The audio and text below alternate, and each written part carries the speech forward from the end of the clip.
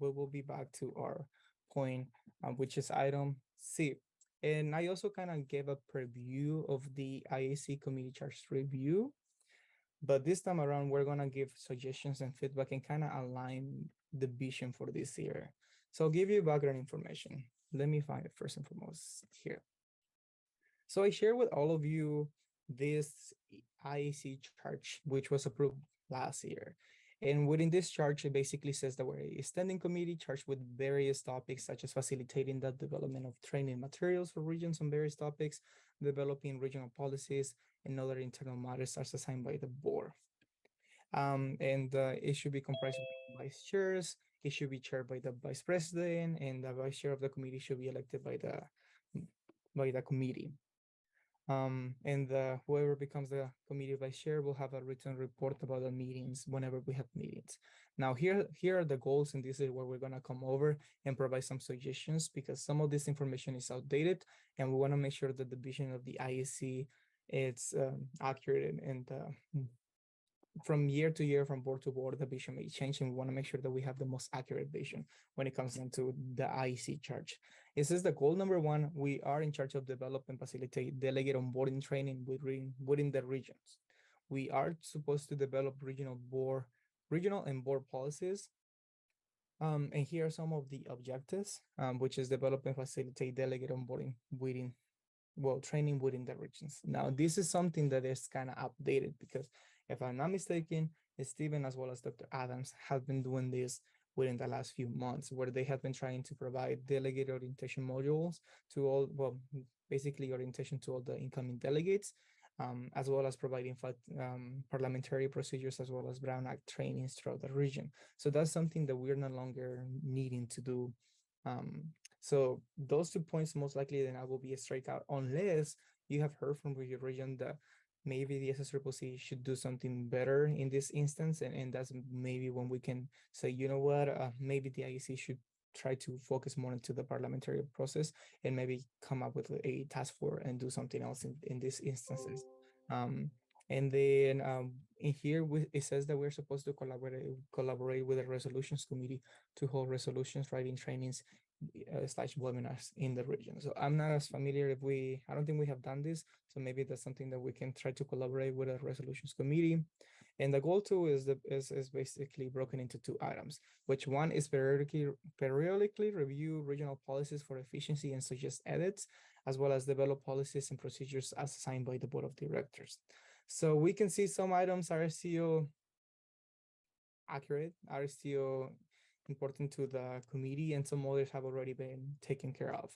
So this is when I would really want to hear from all of you and say, what are some of the policies, what are some of the things that the committee should be working on? Like, what are some suggestions that you have, either if you were a delegate, either now that you're an officer, whether you were previously an officer, what are some of the things that you feel like SSCCC is currently like not necessarily touching upon, and how can we as IEC, as the IEC committee, work on creating either policies or any kind of like training procedures that can better off the process of being a delegate, the process of being an officer, the process of being a rat, so forth. So with that being said, I really want to hear from all of you, and basically have this as an open forum, and just have like a good discussion coming back and forth.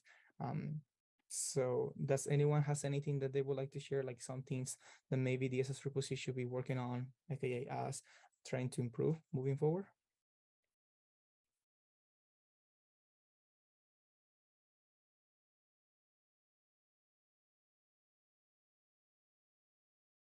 Anyone?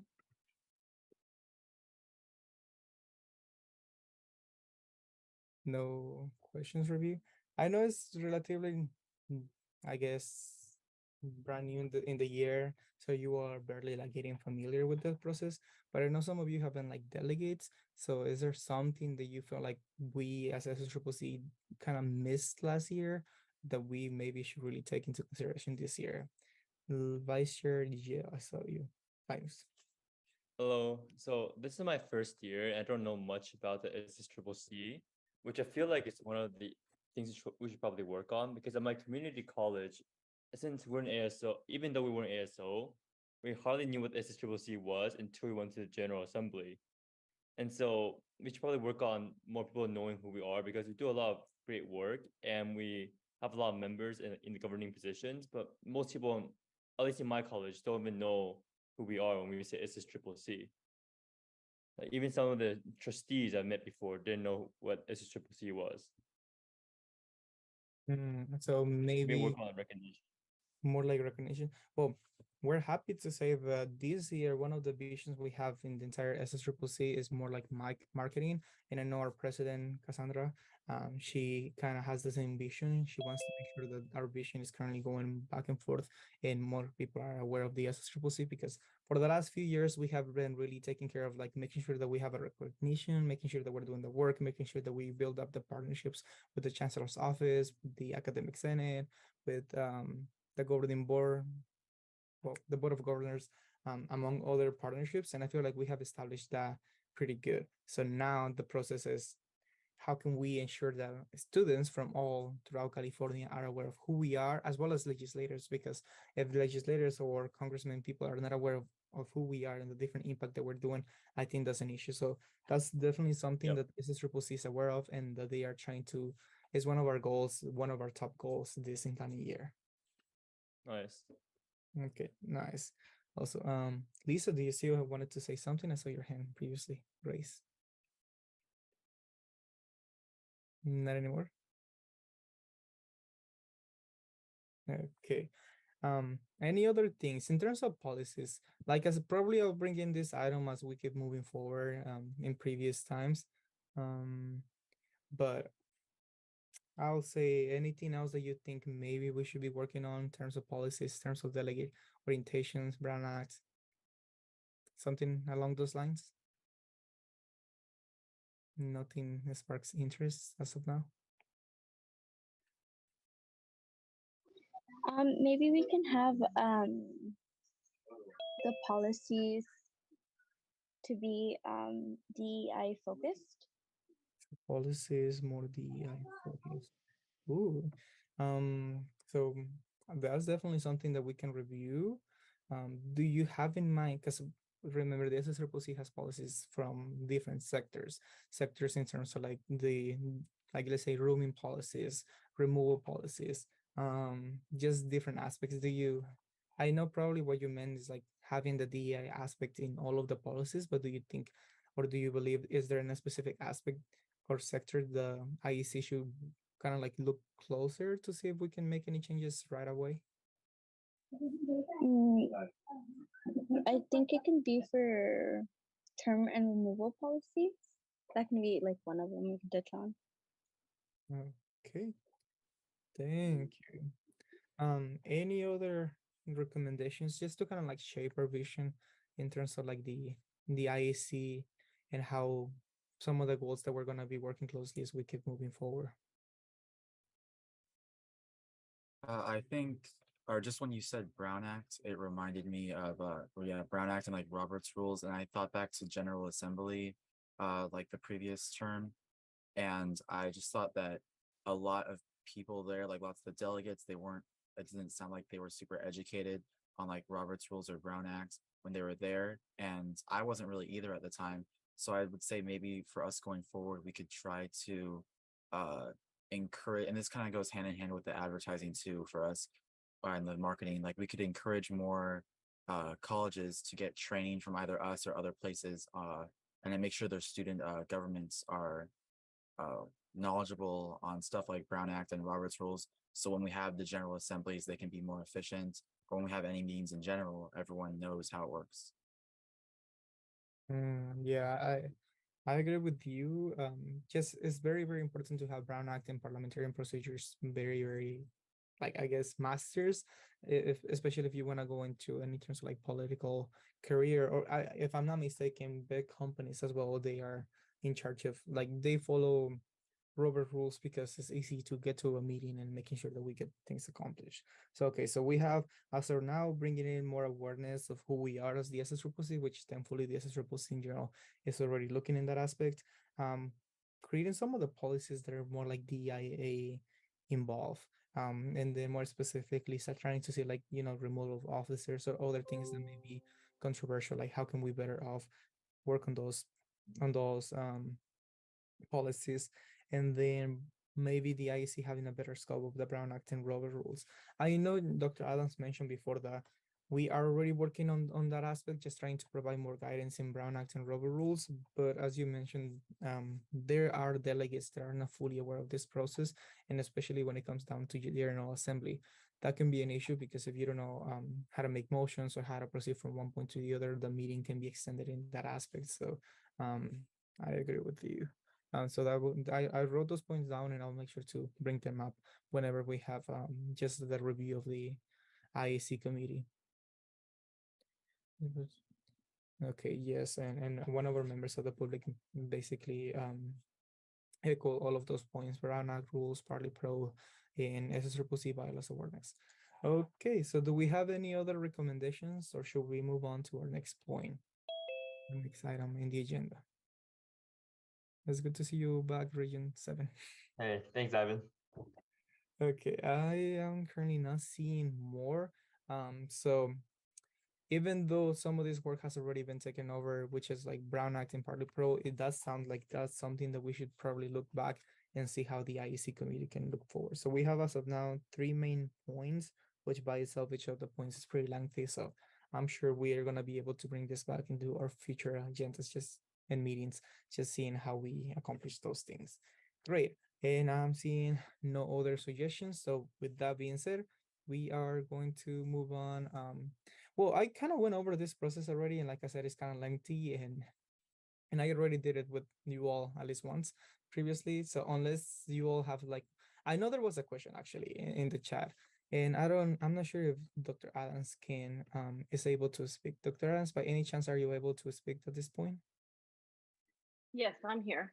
Okay, thank you. Because one of the questions that we have is, so in the accountability portion, I know we created different pages or like different documents, let's say for the month of July, for the month of August. But one of our vice chairs was asking if there's a way that we can have a main accountability document and then just create different sheets that are kind of like are for every single month. So instead of having different ones, just having one main one. I don't know if that's something that we can do or not.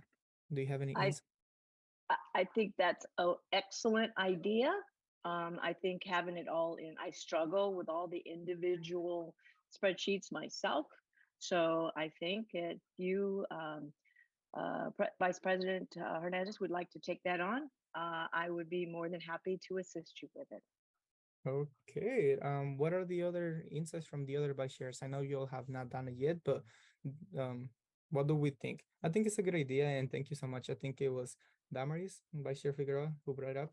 Thank you. Do you want to give us some insight as to how you came up with this idea? Yeah, so I know for our ASG, how we were able to track everyone, we have an individual spreadsheet per person. And so that's just the way I organize stuff. So I thought I could do that here. Awesome. Okay. Now for the other vice chairs, what should we all try to make it in the same format where we all just have one main document and then we have like different months in different sheets? Or do you all want to get back and like, do different ones for every month? Like what is everyone's ideas on this aspect? We're not making any actions right now, but they just want to get an idea. I personally agree with, Damaris? Okay, thanks. I personally think what Damaris did was a good idea, so that it make it easier for both you and ourselves in case you want to go back and just look through previous months. Awesome. And I guess we can also do the same thing for the stipends. Okay, then that's a pretty good idea. Just so it's easier for everyone to look back. The only main thing is don't get confused. The region minutes is make sure that you put them in the corresponding month, or otherwise we're gonna have some work to get done in there. Any other input on this aspect before we move on into the next item? I am seeing it here now. So, okay. So I guess I'll follow up with more information, but as of now, I think that's a great idea. And Dr. Adams agree. So just facilitates the process on this aspect. And so with that, I'll probably create a main well, probably you have your template. So probably just create one main document that is like 2023, 2024. And then in there, just make sure that in the sheets you have like the month. And for those, I know, for example, some of you will need further guidance. I'll be there to help you in that aspect. So any other questions, or should we move on to some of the policies that we have and then make sure that we finish up the meeting in time? I don't think we have any other questions. So awesome. So now we're gonna move on to two of the policies that we currently have in the SSCCC, and I think are very, very important. So I really want to have a good discussion and then back and forth information. So the first policy that we have is term limit policy, and essentially the Internal Affairs Committee will receive background information on the terms limit policy, as well as provide discussion and consider forwarding suggestions on this policy to the Board of Directors for either final approval or not, or opting not to vote into this aspect. So Lane, I do see your hand, Rad too. So you're recognized. Chair, since I'm the one that brought it up at Board of Directors, should I recuse myself from talking about this topic? I just wondering. That's a great question. Dr. Adams, do you have any insights, since the Regional Affairs Director 2 was the one requesting the item? Is it okay for her to bring in some input or not at this point? Chair, as the chair, vice chair, as the chair of the, vice president, as the chair of the committee, you can make that determination. However, it might be useful to have Rad to introduce the topic so that there's a clear understanding of what the purpose was. Okay, that's a great idea. Okay, so with that being said, Ratu, would you like to provide some further guidance and reasons as to why you decided to bring this to the IAC committee? Yes. So I brought this up to the IAC meeting because I believe that student leaders who in the past have resigned from SSCCC because of mental health reasons or reasons like emergency reasons can same as like an excuse withdrawal can bring kind of like any like information they have and to the SSCCC so that they can get their term excused. In my view, I don't want the term limits policy how to say this to be I don't want it to be where students can be excused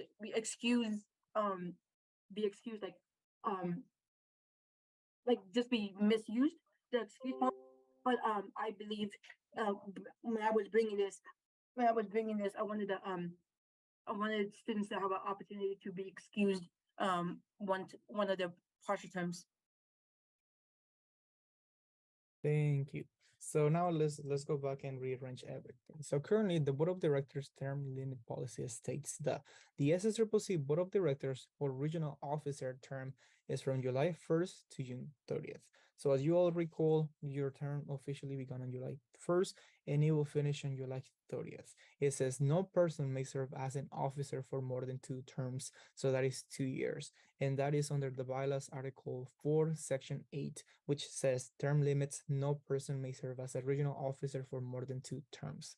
Now, a partial term, which is what we RAD 2 is referring, is defined as any time served is less than July 1st to July 30th. So meaning they did not complete it the entire year, filling a vacancy, resignation, or removal during that term. It still counts as time served as considered as a partial term. So I'll give you an idea. So let's say RAD 10 by any instance is RAD from July to September, but then for some reason resigns, and then they didn't fulfill the 1 year policy, but they have already used one of their terms because they were already elected and they began from July 1st until September. So that's already a term. So for the SSCCC, we don't really look at whether you finished the entire year or not, but whether you began at the 1 term and you fulfilled your role for a few months, that already counts as 1 term to us. Now, if RAD 10 resigned September 10 in September, but then back in February got elected again, they are all still under one term. So that's not their second term. They are still under their first term because the September is still before June 30th in that process. So it's a bit tricky in that aspect. But basically, what we're here for is RAD 2 is trying to to have the IEC committee review this policy and say and having a special emphasis in disabled students, because disabled students, we're aware that they may have either health issues or other circumstances that may prevent them from fulfilling the role. So let's say someone is halfway through their term and something health-wise related happened and they are forced to resign. I think the idea is that we are being mindful of those things and that we extend an actual term. Am I correct, Ratu, Olivia? Yes. Just so like extending it. So that's the intent, but it also says the what else? If an officer serves in one or more partial terms within the same year. Okay, that's basically what I said. But I do see two hand raised, and I think first I saw Rad 9, and then we'll go to Dr. Adams. So Rad 9, do you have something to contribute? Yeah, actually, just a little bit more of a clarification question, really. So, just for example, let's say that I have an officer in my region that goes ahead and resigns, like let's say like in July 25 or something like that. Would that count as a full term for that whole year, just assuming that he doesn't come back at all? That's a great question. And I would like to refer back to Dr. Adams for further guidance. Dr. Adams? No, that's the same example that you provided, VP. If somebody resigns prior to their term, June, they were elected in, let's say, at GA, and well, actually, it's tricky. So if they're elected at GA and they resign before July 1st, that's not even a term. So that would not even be effective. They could come back because they didn't officially start their term July 1st. Now, after July 1st, if they're elected and they resign July 25th, then they are now in a term. They could resign and could come back anytime prior to June 30th. So that would still be the same term. Did that answer your question? Okay. Chair, may I go into my clarification? Yes, please. So in describing it, you mentioned that it would be just for disabled students. I think that the idea was not just for disabled students, but all students that had any type of mental health or issue related to that. I believe that's the correct presentation that was given to the board. Fair. Thank you for clarifying that. Olivia, you're recognized. Yes. So what I was trying to do was doing kind of like an excuse withdrawal do you have at school. I was thinking of something like that for one term, so that students that need that an excuse withdrawal can use it, so that they can come back to SSCC when they're available too. Thank you for the clarification. So at this time, the idea is whether IEC is in favor of this possibility of creating like, an excuse withdrawal, or I guess the option will be extending an extra year, right, Dr. Adams? Or at this point, do we have any ideas if this were to pass and get approved by the board of directors? Do we have any ideas how this would look like in the future? No, that would be up to the committee to have that conversation. And then I'd actually like, when you get into discussion before you take a vote, I'd actually like to add some commentary if when appropriate. Okay. Do we have any more questions? Otherwise, we'll be moving to discussion and then just going more in depth into the pros and cons of allowing this policy. What are some of the pros that we have in, just leaving the policy as it is? And then what are some of the downs of having it as it is and so forth? Vice Chair Figueroa, you recognize. I hope I'm understanding right, but does it mean like taking a leave of absence? In terms of I think it's kind of tricky, and as Dr. Adams mentioned, if we are in favor and it does get approved through the board of directors, it will come back to the committee, and then just when we have to figure out what this would look like. I think for now we primarily have to decide whether what it is, which is what is stated in this document, is already good enough, or if we should be mindful of other circumstances of other students who, as Dr. Adams mentioned, either students who may have health issues relating to mental health, disabled students, or any other students that may resign from their position, have some space, so some more like flexibility per se in that aspect. So it is a bit tricky. So the main question is, are we okay with this policy as it is, or do we think there should be some more clarification and some more guidance going into this policy? Okay, thank you. Thank you. So any other questions, or otherwise we're gonna move on to discussions and start going over this policy? I currently see no questions, so now we will be opening up some discussion before there is a motion whether we approve or we do not approve the some of this. Well, I think at this point, what will be the motion, Dr. Adams, to further to send this back to the board of directors with some recommendations to either approve or not? Well, it really depends. If you want, if the committee would like to take a stab at developing a policy, it might go to a task force to begin to discuss that rather than have the full discussion in the committee. So you could assign a task force to, I didn't see what if the agenda allows it, to assign to a task force, and that the task force have that debate and discussion after, of course, this committee, the full committee, provides some direction as far as what the task force should do. You can do it that way. If the committee doesn't think that we need to make any changes to the policy, that could be a direct recommendation back to the board that says the policy is fine as it is. Okay, thank you. Yes, and as a clarifying, I did not put any task force document in this in the description, as the idea is just to review and whether find out whether it does need further work on the policy, creating the policy, or if the policy is good as it is. So I wouldn't necessarily assign any task force yet, but that can be something that if you all want, we can go forward into that process. So now we're in discussion, and at this time, I would like to open up to all the voting members from this committee to start giving me some of their opinions. Do we think this policy is good as it is? Or do we think we should try to be more inclusive and find different ways to make this policy different? So I guess that's more background information, the policy and stated back on the July board of directors meetings. The policy was intended to be only two terms because in previous years, we have experienced members who had been in the position a bit longer, and realistically speaking, that's not the way it should be. We have the policies for a reason, and 2 years is just, it has been 2 years for I don't know how many years up to this point, but it has worked efficiently. Now the question is brought to us whether we think this policy is as inclusive and diverse as we think, or whether we should really look back and revisit this policy and maybe recreate something with different changes. So with that being said, do we have some? Everyone is welcome to speak. So who would like to go first? I have a quick question. Oh, So yes. even with partial terms, it's still just a total of 2 years, right?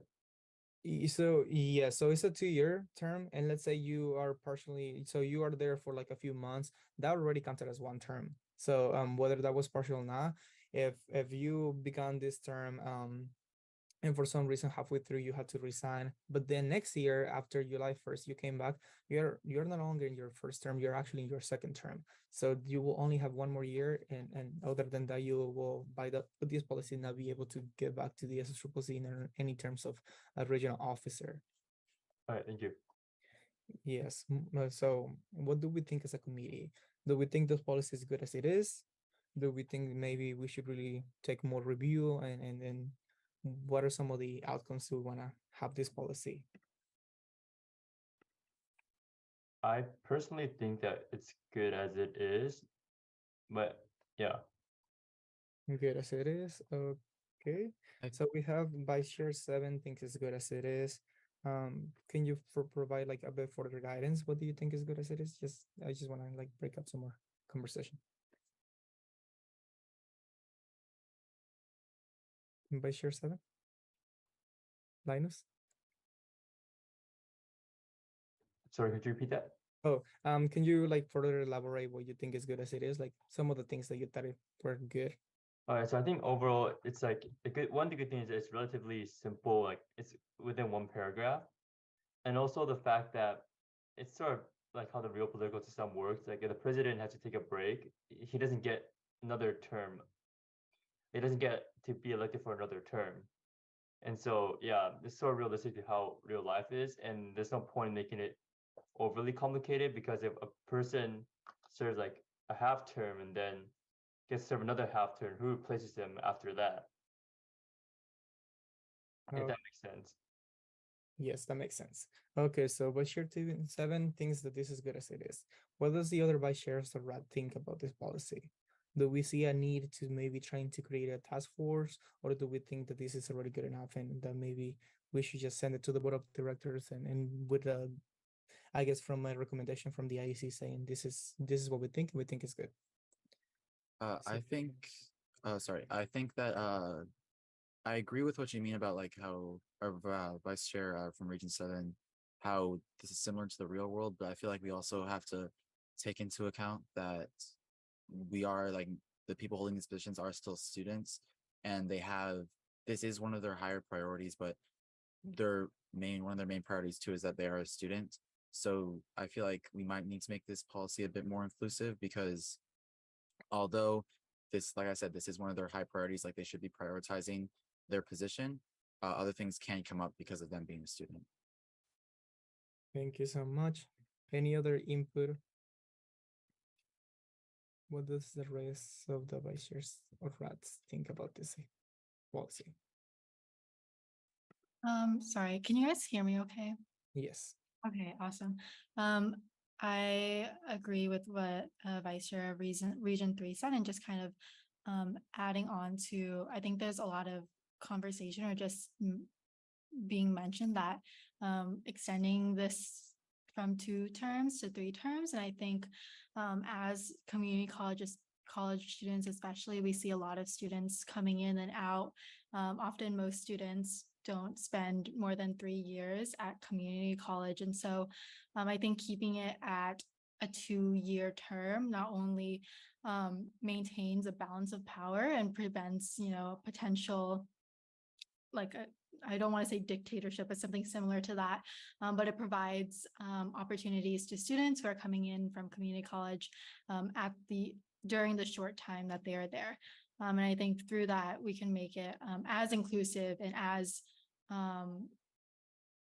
diverse as we can possibly make it.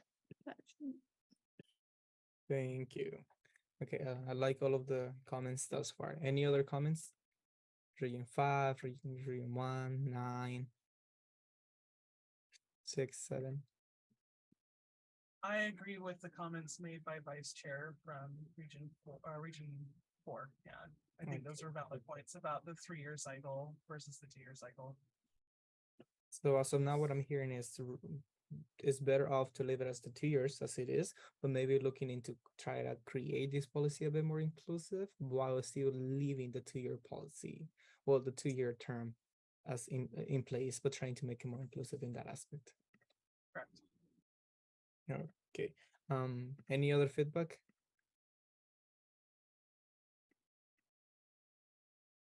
I am seeing here none.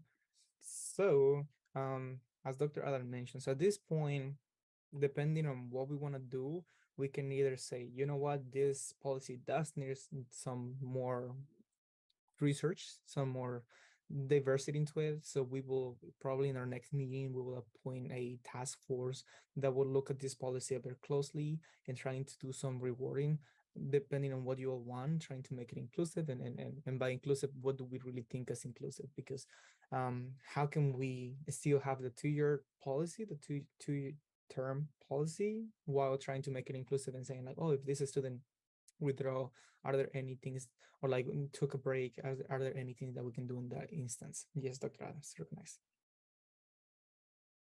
So if did I hear correctly that it'll go to a task force at the next meeting? Well, we haven't fully decided. I think at this point, some of the conversations are saying that, you know what, I think this policy can be a bit more inclusive, but at the same time, we do like the 2-year term that is stated as it is. Okay, so I'll just make a statement that I think if it does go to a task force, that there's a couple things to consider. The reason why the policy was created back in 2019 is because an individual went out, came back, went out, came back, went out, came back, and ended up serving 3 years. And that was a problem for the board at that time. So that's a little bit of the background context. But what I was going to mention is that if there are issues with mental health, and we're only talking about a period within the board, and I mean, a period within the appointment or the election. If you do, us as staff, or even you all as students, being made to evaluate if somebody's mental health issue is valuable enough to give them another term, or if their excuses is enough to authorize them another term. And if they do authorize another term and they don't win, what are the implications of that? So there are other things to think about in modifying this policy. And we did wrestle with those in 2019, and that's where we landed here.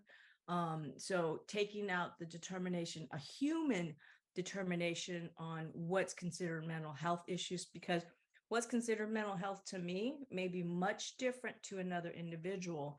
And how do we measure that and make sure it's fair and transparent? When transparent, you don't want to share why somebody was granted it and another person was not. So there's a lot of things. And so whoever's appointed to that task force really need to get into those specific concerns and questions, and how best do we handle situations like that. And that's all I'd add.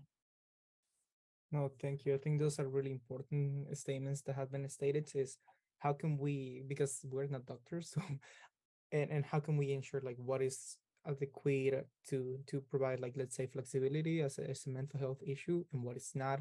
And of course, we don't want to go into that term specifically. So if the board or if the committee does decide to go into task force, that's something that we really need to kind of think of and see. So I'm glad that Dr. Adams was there in the process, and now she's giving us some more background as to what happened. Rad 9, you recognize.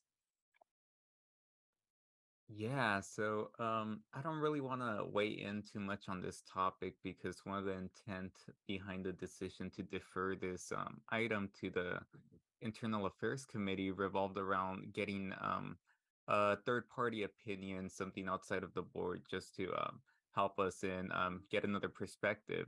But I do agree with Dr. Adams' statement there that it does place us in a unique position if we are simply equating it to mental health, because none of us are equipped really in this position to assess what constitutes mental health. And it will be very difficult to really separate out what mental health we consider to be, eligible for an extended period or not. But I guess what I really want to just say is that please do provide your opinion in this matter. We definitely do want to get a different perspective on this, and I completely also understand Rad oh man, Rad Olivia, Rad 2, there you go. Rad 2, some perspective in terms of is it truly inclusive? Because as Region 3 Vice Chair did mention, at the end of the day, we are students and so forth. We do have other responsibilities. We have economical responsibilities, academic responsibilities, and so forth. So really just take that into consideration, and, and yeah, feel free to discuss. It's a free space for all of you guys to make your opinions heard. And yeah. Thank you so much, Rad 9, for that wonderful explanation or point of information in there. So with that being said, we're already hearing some, some back and forth whether we do think this policy does need some more changes, and whereas we think and we have gotten some information that the policy is as it is because of previous information. So it really comes down to us to say, you know what, we think this policy is good as it is, it doesn't need any more changes, or you know what, this policy does need changes, and most likely than not, if that's what the committee wants, in the next IEC meeting, which most likely happen in August, we will then have to create a task force and really go in detail into those things and saying like, okay, now how can we be as inclusive as possible? And I think one of the main tasks as to what it was brought up here, it was in terms of like mental health. How can we try to define who qualifies under the mental health exception and who doesn't? So there's different things that we should look forward, and then coming back to from the task force and provide even more discussions and say how can we change this policy, or it may come down to the idea to say, you know what, we tried different time or different approaches, and in the end we all landed in the same thing, that this policy is good as it is. So what does the committee think? And if we all are in agreement, are there any motions on the table?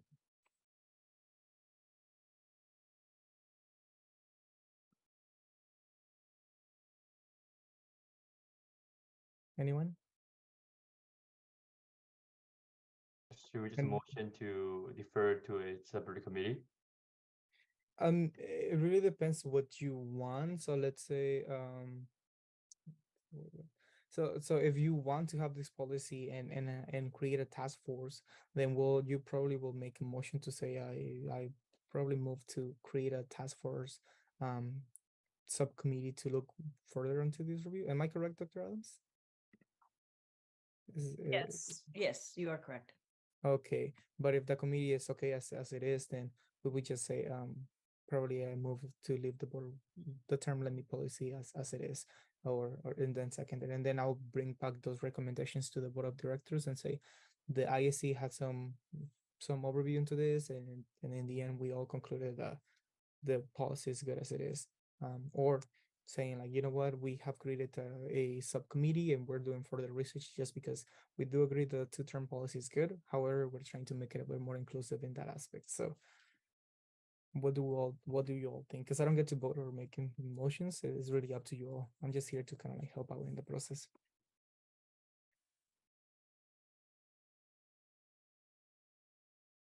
I move to put this to a separate like task force or a subcommittee, just based on the fact that I think it should be more inclusive.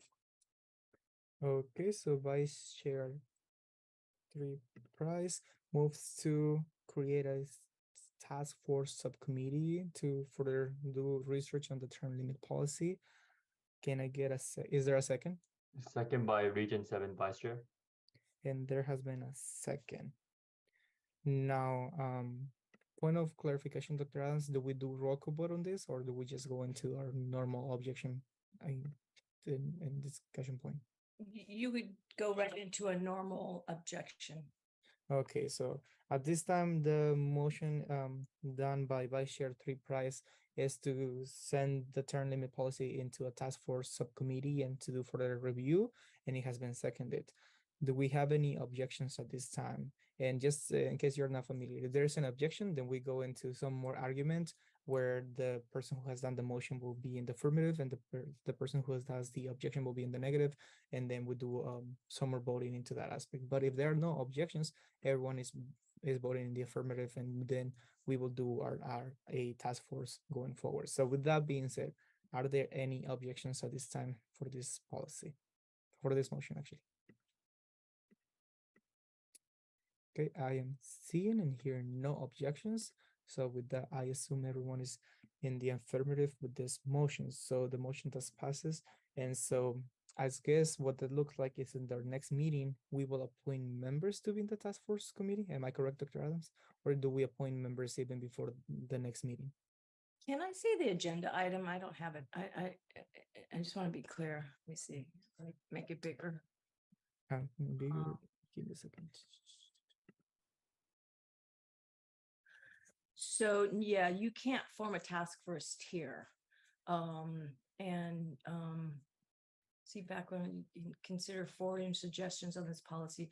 So technically, that vote you just took, you couldn't take that as well. So you could only vote to either forward the suggestions on this policy to the board of directors. Since you're not having a suggestion, you're actually going to send it to a task force. then you would not take any action at this point. You're just getting direction to bring it back to the next meeting, to forward it to a task force, and also to approve the membership. Okay, I got it. Apologies. Yeah, I No, didn't. no, thank you for that process. Thank you for that explanation. You're Thank welcome. you. Radna, you're recognized. Okay, so just clarification. I think I had an understanding though, that was this item going to be on the August board of directors agenda? Was it intended? It was gonna like go back, right? Chair, may I respond? Yes, please. So the board did not give a time limit to bring it back. Hmm. They just referred it to IAC, and so it'll come back once IAC makes the determination on whether they keep the policy the same or makes recommendations on modification to the policy. And even if IAC makes a recommendation, the board still doesn't have to accept the recommendation. Okay, thank you, Dr. Adams. You're welcome. Okay, thank you. So with that being said, we will not be taking action unless one of the motions is to forward this to the board of directors and leave it as it is. But since the committee has decided to create a task force, we will be bringing that back to the next IEC meeting, which will take place in August. And actually the conversation in terms of the meeting will come back just a little later. But if there are no other questions or discussions, we will move on from this item, and then we know for sure that this will come back in the next meeting. So at this point, do we have any other questions or further discussions? I see and hear now. So we will move on to the Wait, actually, sorry, Yes. Chair, can I step in? Recognized. Sorry, clarification. So, okay, so sorry, I got a little bit confused. So are we going to be suggesting the consideration of a task force to the board of directors or to the next meeting for this committee?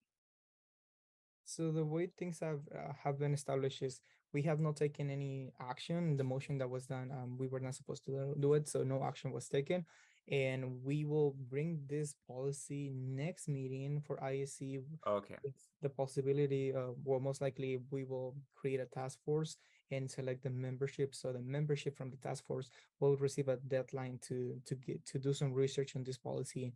And then when they come back, they will provide the research they've done, and then that's when we will finally make a vote and say whether we agree that the term limit policy is good as it is, or whether there should be some changes, and what are some of the changes that the task force provides to us.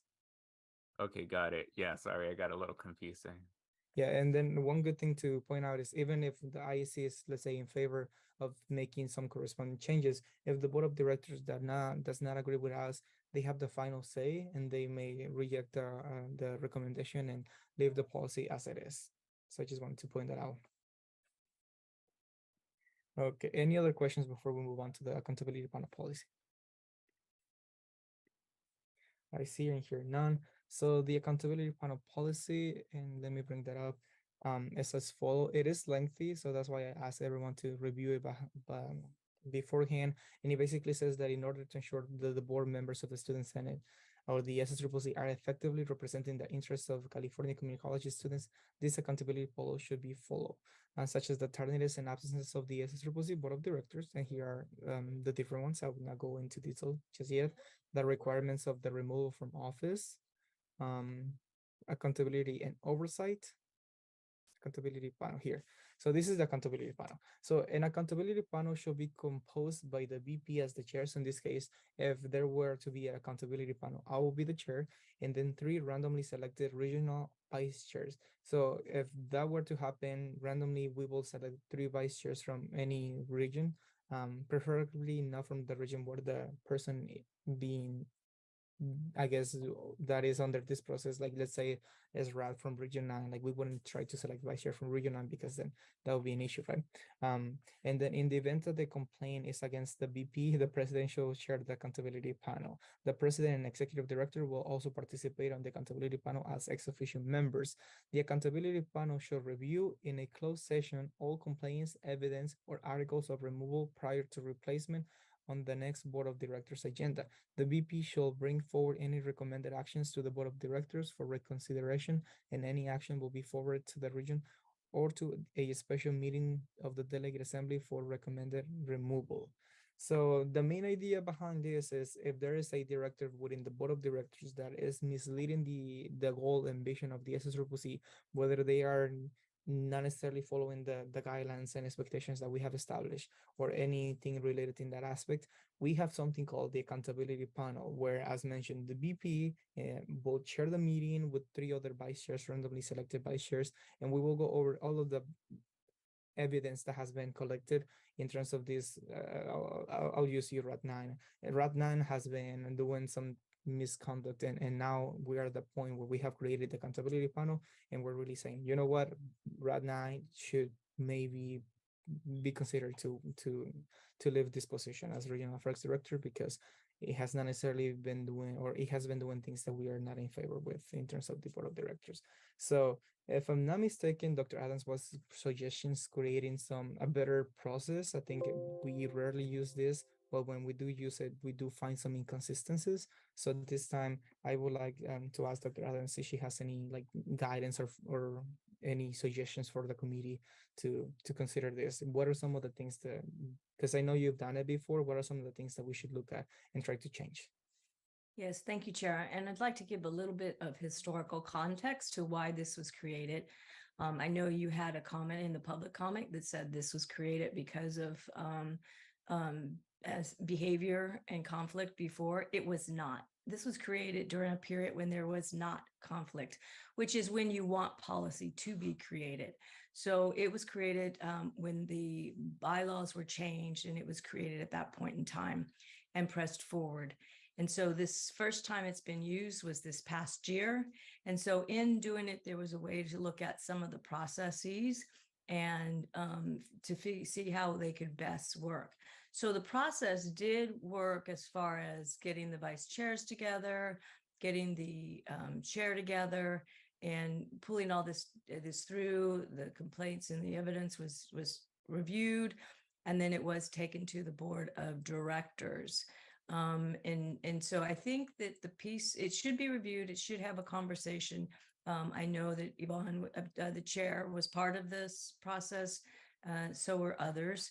And so I would suggest that whatever a task force, I would look at this and talk about the process, see if it makes sense.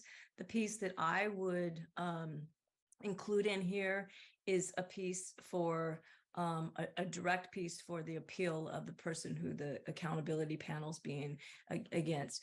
We did have a process, it's just not clearly laid out in here. And so I think that it should be better delineated in the policy. And so there are some other areas to look and discuss, and I'd be more than happy to work with the task force in doing that. Okay, so I guess your recommendation is to create also a task force that can look into this accountability panel policy more in depth. Correct. I tend not to think that a full committee should do the work of it just takes up time from actually pushing, and should direct smaller groups to look into the policy. So I think it should be more in that capacity. Okay, thank you. I don't think I put any task force process in here as well, but I do want to bring in some conversation on this item. And then most likely then in the next agenda, we will also create a task force and go over into the membership for this specific policy. But I do want to hear from the committees in case there's any questions or any discussions we want to take prior to just waiting until next month where we create the task force, and as well as selecting the membership for this specific policies. So do we have any questions or any kind of comments that the members of the committee wants to make regarding this specific policy, the accountability panel? I think for point 2, it says that whoever's chairing the meeting gets to decide what is considered tardy or not.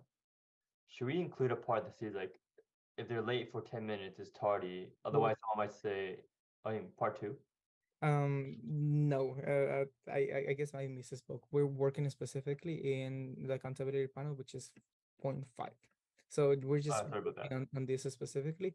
And as Dr. Allen mentioned, we have done this before and it has worked somewhat good, but we do think that some of the specific guidelines and some of the specific procedures that we follow should be laid out in the policy.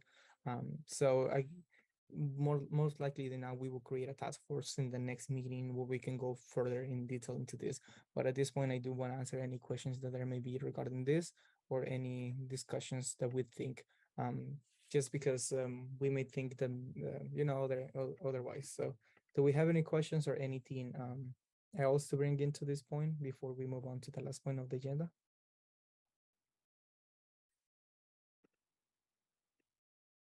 I don't see anything. So with that being said, if there are no questions or any kind of comments, we will bring in these two policies to the next IEC meeting, in which we will be creating task force for each one of those, selecting the membership, and then for this policy will be more of a research process, whether we really want to change the policy or not. And then over here, it will be more of or adding more details into the policy. So whoever, if let's say if this year we have to create the accountability panel, there's a better processes put forward. Dr. Adams, you recognize.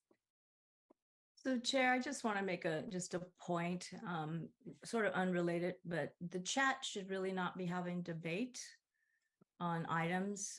So I'm not sure if you need to turn it off or that you should not have debate going on during official meetings. Okay, so that's a good point. And yes, I wasn't aware of the different comments that are going on in the chat. Yes. Which at I guess, Chair, it also appears you have somebody writing on your whiteboard, so you might want to, under security, go in and disable that. Okay. It's under security and just whiteboard access, just drop that off. Whiteboard access, annotator can share whiteboard. Okay, so let me fix that. So should I disable the chats at this point? Yes, I would disable the chat and disable the whiteboard. Okay, thank you very much. You're welcome. Apologies, we didn't include that as part of our training, so I'll take full responsibility for that. No, we just wanted to make sure in that aspect. And then let me make sure that let me stop sharing so I get that clear. So as I was saying while I'm trying to figure this out, we will most likely create these 2 points. Let me bring this back. The RAT9 you recognize. Yeah, just a quick question. So we're looking at item 5 of the accountability panel on the document that you attached on the agenda, correct? Yes, right here, accountability panel.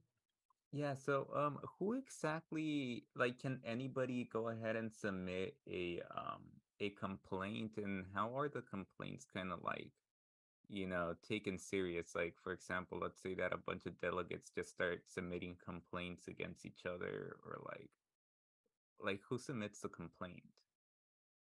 That's a great question, and I would like to ask Dr. Adams to please help me out to answer it. So the complaints are generally given to the president of the organization, and then they're brought forward for the executive committee to have. Well, I mean, that's what happened last year. The president a complaint came forward to the president, but the president was also observing some of the behaviors. And then it came forward to the executive committee to have a conversation about the complaint. And then the executive committee is the group that it suggested that the accountability panel be enlisted, and the accountability panel was at that point created. Okay, I see. So I know that you guys haven't gotten a lot of kind of like usage of the accountability panel. I believe it was just once, just brief, based on the conversation that we're having right now. I was just wondering, like, because sometimes, when you're dealing with college students, sometimes emotions get tied in, and one person goes ahead and submits a complaint against someone, then that other person submits it, they get other people to submit it, and you just have this constant nonstop kind of flow of complaints. That's kind of like my biggest concern, in those sense of that we might get overwhelmed at some point. It could be prone to that. So is there possibly any mechanisms that we will be looking into maybe implementing to make sure that that doesn't really occur? So Chair, may I respond? Yes, please. So as I mentioned, it's been in place since 2019. So this is the last resort. And I will give the example last year as one. So there was many stops along the way to resolve the issues that were happening that triggered this. So the first thing in the past, there would be some of the board members were quick to call in an article of removal. So we are no longer an organization that immediately does that, mostly because you're correct. We're dealing with different personalities, different individuals. One person may not like another person, but that's no reason to remove them from their position. So generally, the president and myself will actually look at those considerations, and that's why it goes all the way to the executive committee to bring in other opinions, and then the board weighs in. So it's the last resort, and we do everything else within our power to resolve any issues in advance. And like I said, the issue that happened last year was done throughout the year. The individuals involved were spoken to. The individuals were, even mediation was put in. We had agreements set forth, and there was no resolution to the problems. So we actually, the president felt to bring it forward, and we did receive complaints from delegates and others about the situation. So it wasn't something that was abused, and it was something taken very cautiously in moving forward. I hope that All answers right. your question. Yeah, thank you, Dr. Adams. Thank you so much, Dr. Adams. Ratu, I see your hand. You're recognized. Thank you very much. So as I'm looking at this policy, I believe in my opinion that it should be just forward to the it should be forward to a special general assembly, since that's where students got to vote for how to say this, vote for the person. So I believe that going back to a general assembly would be fair, since that's where the person got elected, especially in the case if it's a executive officer, like a president, or like or a vice president. So Chair, may I respond to that? Yes, please, Dr. Adams. So all the other processes in the bylaws would be followed in that situation. For example, even in the situation last year, the board does not have the authority to remove individuals from their position. For example, if we're talking about executives, that would be a delegate assembly of the body, the full body, to remove any executives from their position. If it's a regional officer, then it would need to go back to the region to have the region remove that person. And that's what happened at the last year. So even though the board makes a recommendation that the individual should be removed, that does not have the power to remove it. And that is based on corporate law, not even the law of the organization as far as bylaws, but it is in line with our bylaws. So we are doing that, but that's later on down, and that would have to be a very severe situation, in my opinion. The only time the board of directors can, or even the regions, can remove board members that they did not elect would be if they were absent. So if you're absent 2 times or more from a official meeting, regional affairs or delegate assembly, or the general assembly, then you would be, or the board of directors, you would be automatically removed from a position. That's why there's the idea of an excused absence. So board members and regional officers may be excused, but only excuses goes towards not removing you from your position. It does not prevent reductions in stipends. I hope that makes it clear. Okay, thank you very much. And so with that information brought from us, the background information, what we're looking here is not necessarily changing the accountability panel necessarily, it's more of including some of the background information, or like some of the steps that were taken previously into here. So it's a more straightforward process, whoever, then hopefully we don't have to do it this term, but whoever happens to do it, whoever VP or president needs to take into account the accountability panel that is outlined with every single step that needs to be taken. So as mentioned before, for these two policies, we will be creating subcommittee task force that will come back to IAC and selecting memberships. May I ask Dr. Adams, how many members should each of the task force have? Do we have an idea? It's really up to you, Chair, but just a doable, so scheduling wouldn't be too difficult. So I would assume no more than 4 or 5. Okay, thank you. Yes, I just wanted to have those details. So you can expect that to be in the next IEC agenda. So do we have any other questions or comments, or otherwise we can go into the last item of the agenda, since I know we're running late, but I did want to touch upon this point. So I don't think I hear any items, or I mean any questions, any further discussion. So we will be moving on, and no action is needed in here. So we will be moving on to the last item in the agenda, which is the IEC committee standard meeting dates and times. Usually what happened last year is that we were sending constantly when to meet, just to get an idea just how we happen now. But I do understand that we have some members that may not be as familiar with the when to meet as some others. So I did wanted to hopefully establish a recurring meeting dates for our IEC meetings. Just background information, IEC meets once a month, and it usually can take anywhere from an hour and a half to 2 hours, depending on how much conversation we have on either policies or just background information regarding to specific items. So I do want to start off in breaking some conversation, and hopefully we can do that pretty quickly in the sense of like, do we want to have weekdays? Do we want to have weekends? Do we want to have mornings, midday, afternoons?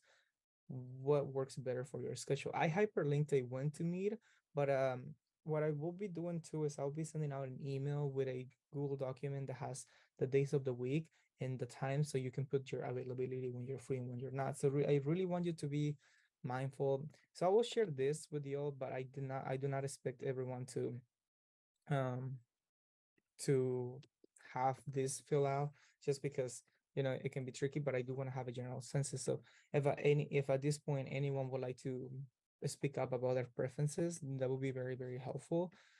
Just to know what date of the week works best for you all, and then the timing. So do we have any preferences? Does everyone is happy with Fridays afternoon, Fridays middays, Mondays, Tuesdays, so forth?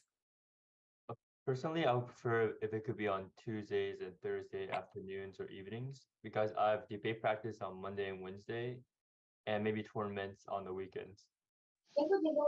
I'm available Thursdays and Fridays. Thursdays and Fridays. Do you have a timing for those? Like afternoons or? Fridays I can do mornings, not so much afternoons. Okay, so And then Thursday, all day would be okay. all right, okay, thank you. One, you recognize? My only, the only exclusion for me would be Regional Affairs Committee is meeting on every 4th Friday in the evening. Okay. So that's So that an issue. Do we know the timing for the Regional Affairs Committee? they're in the evening, so 5:30 to 8 on every 4th Friday. So if we do beforehand, maybe, but I just don't want to necessarily have you rats for like quite a lot of meetings. Okay, what does the other vice chairs think? How does their availability look like? So far, we have Tuesdays, Thursdays, and Fridays. Sorry, excuse me, Chair. Did you want us to fill out the when to meet, or You are can are fill it still in out. discussion? So if that's just there, and I'll look at it in case you have it. But if you want to put your suggestions now, I'm just keeping track of those. So I kind of like, maybe there's a motion. Maybe we can get to an agreement right now in this meeting, make a motion to establish it in a date. So that will be ideal. Yes. So with that being said, any more preferences? Any more timing on those? Yeah, Friday definitely works a little bit better for me. I could also do Thursdays as well. But just I do know that executive board and also regional affairs do meet, I think, on Fridays, if I'm correct. So yeah. The executives, we do meet Fridays, but we do meet in the morning. So if it does happen in Fridays, it will have to be either Afternoon. halfway through or afternoon. And Yeah. and depends because we meet for usually exec meetings meet the first Friday of every month, if I'm not mistaken. So we can always put it like, let's say Thursdays meets once a month, but we have 4 different Thursdays in the month, so we can always do maybe the third Thursday or the second Thursday. So we're not necessarily colliding against regional first committee. Yeah, sounds good. So what are so far we're leaning more towards either Thursday or Friday, and more like in the midday to evening place. What does everyone else? Because hopefully we're gonna make a motion, so it just makes it easier, and we don't necessarily have to be repeating when to meet. Fridays are better for me, I guess. If it's gonna be midday. Thursday, sometimes I gotta appear in court. Just I'm not sure. It's only once every now and then. So, I mean, it might work. Tuesday I liked as well, like the other lady said. Overall, I'm pretty open. It's just I don't really know my schedule yet because I'm involved in a lot of things coming up this semester. But whatever you guys decide, I'll try to abide by. I think I hate to give up my Fridays like that in the middle of the day, but you know that's okay, and that'll work. It does happen. I mean, so now we have some preference for Tuesdays, Thursdays, Fridays, depending on the timing. What about region 6, 8? Any Chair? yes, recognize. Sorry, I'm not able to do Tuesdays. I have classes. Okay, so not Tuesdays, so Thursdays, Fridays. Region 8, region 5. I can do. Oh, Tuesdays and go Thursdays ahead. Go ahead. are fine for my schedule. What was that? Tuesdays? Tuesdays or Thursdays, either one. Okay, so I hear most of us are okay with Thursdays and some are not. So as of now, we're looking at Thursdays. This may change. So probably before we even have the meeting, I will definitely reach out to all of you via email and say like, hey, we're looking at these Thursdays. So if it wasn't Thursdays, are we doing is BPRA here? What Thursday is BPRA doing for his committees? I don't think he's here anymore. So any of the rats, is it the second Thursday of every month? I think it's the last. So the 4th. So we have the first, second, and third Thursday of every month for IEC. Any preference on those? For me, any Thursday would work. They're all the same for me. What about you, Dean? Does that usually happen every Thursday that you have your? No, actually, I'm getting ready to graduate, so I was just thinking. I just know I got this Thursday, and that conflicts with the time. If you're gonna pick like this time, 1 o'clock. But you know, whatever. Last Thursday. Okay, so well, the last Thursday of every month is already occupied by the RAC committee, so we can do either the first Thursday, the second, of the third. Should we? Usually, what happens is like in the Thursdays, if we do the second Thursday, we are usually right before the board of directors, and actually, I don't think BPLA Win is here anymore, but she does have meetings on Thursdays afternoon as well, but that shouldn't be a main concern for us. So should we try to do second Thursday of every second, third? Maybe the third Thursday. Whatever you guys come up with, I'll just try to make As I say, if there are any policies that get referred to the the internal affairs committee in the board of directors, then we have availability on this Thursday to put them into the agenda. So are we okay with maybe the third Thursday of every month? Lisa, recognize. What time are we talking about on Thursday? That was the next question I wanted to ask everyone. Are we looking into like midday, afternoon, like sometime like now from 1 to 2? What was that? 1 or 2. 1 or 2. Hopefully it will not be as extensive as now. I think now we just put so many items into one agenda, so hopefully it should take like an hour and a half on average. And then I see Vice Chair 8. Yeah, I have class Thursday, so I can't attend until after 2. After 2. Okay, so maybe we do 2:30, 3. How does that sound for you? For me, from about 11 to 4, I have classes, but anytime besides that would work. So after 4? Yeah. I have a meeting at 4 on Thursday. Until when?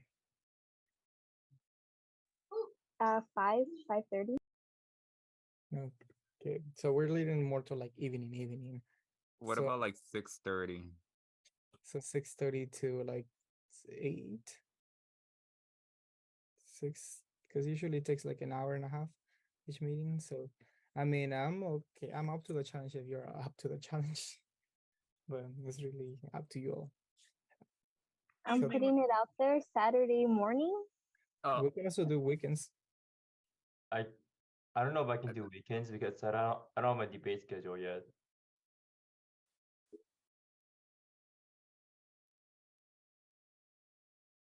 I could Um, do Saturday mornings, but I don't think anybody's gonna like that.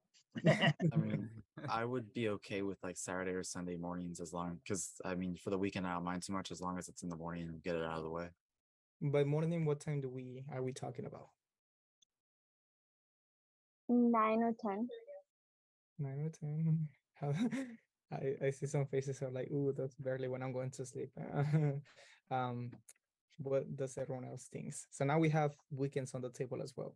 We were trying to figure out, but Thursday seems that it's more towards like evening, kind of like 6:30-ish to begin, and then weekends until like Saturday, but in like the morning or like 9, 10. I mean, that can happen if you are free and want to get the roll in. And like we said, one thing to point out is we don't necessarily have to meet it every single month. It depends if there are policies or any kind of like sensitive item, like time sensitive items that needs to be in the agenda.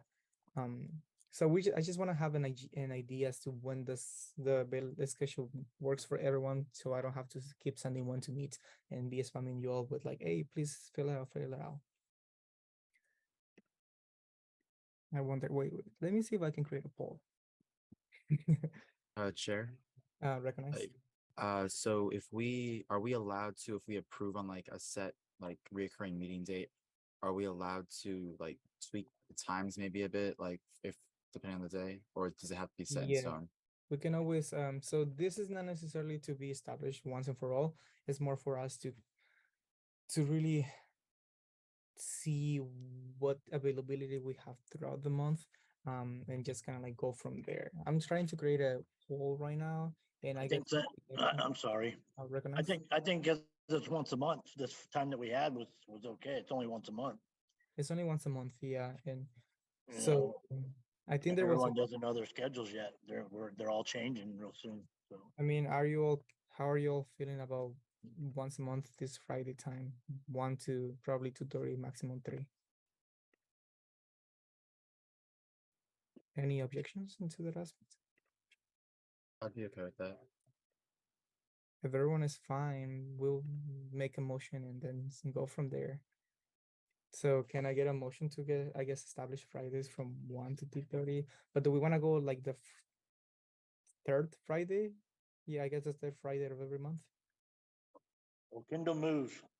Okay, so there has been a motion by Chair Pen Okendo to select the third Friday of every month from 1 to 2:30-ish for our recurring IEC meetings. Can I get a second? Vice Chair Region 3 second. There has been a second. Are there any objections? Wait, sorry, did you say 2 to 3 or 1 to 2? 1 to 2:30. That's when my Oh. Senate meetings are. I mean, I guess I can ask him if that can be a non-absence or excuse absence. Usually, like- if it's like related to like student government stuff, usually it's excuse. Let's go with this motion, and then when I guess we for the next month we meet, that's when we're gonna like further discuss if this time it still works. But since I want to be mindful of the time because we went over like almost 40 That's minutes true. now, I do want to say so the motion is third Friday from 1 to 2:30, and the time maybe can be tweak a bit depending on like the situation, right, at the specific month. So we'll leave it as it is. if there are like no objections for now, that's the time we're gonna be establishing for the IAC recurring every month, and then we'll reconvene and see how that works. So this item will also be there just for like further guidance. So if there are no more questions or any other comments, we're gonna move on to the next item, which is communications from the floor. And this time is reserved for any IAC committee to make announcements on items not on the agenda. A limit of 2 minutes per speaker should be observed and no action will be taken. So with that being said, do we have any communications from the floor before we move on into adjournment? I don't have anything substantial to say, just a great first IAC meeting, everyone. Don't be scared to speak. I know it can be a little nerve-wracking at first, but you all did a great job. And yeah, I'm excited to see future IAC meetings. Thank you. And that was our president, Cassandra Flandenuren. So if there are any like major questions, you all can always feel free to send her an email. She's amazing. Okay, any other communications from the floor? I see and hear none. So with that, we will move on and adjourn this meeting at 3:11 p.m. Pacific time. Thank you so much, everyone, for coming. This meeting is now adjourned. Thank you, everyone. Have a good day. Bye-bye. Thank you. Bye.